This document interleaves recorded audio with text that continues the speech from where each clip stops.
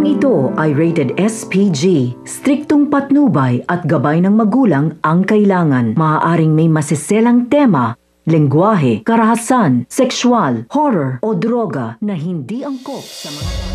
Sa pag-iikot-ikot nga nito ng bagong karakter ay magkakaharap na nga itong si Giselle at itong bagong karakter kung saan nga ikukumprontahin nga nito ni Giselle itong si Justine at sinabi niya nga ritong nabalitaan nga niya na kaibigan nga ito ng kanyang ama.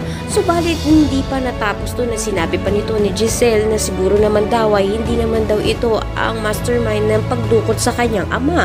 Naginit naman nga ang ulo nga nito ni Justine kaya naman sinabi niya nga rito na kung gugustuhin nga niyang madukot mahirapan nga itong lolo nga niya hindi niya gagawin dahil mas gustuhin pa niya nga na itong si Giselle ang mapahamak. Kaya naman dahil dito ay nasaktan si Giselle at nasampal niya nga ito, hindi naman nagpatalo itong si Justine at binalikan niya nga ito ng malakas sa sampal at nagulat ang lahat at makikita na nga natin ang bagong karakter na papasok na isang lalaki kung saan posibilidad ito nga ang asawa nga nito ni Giselle.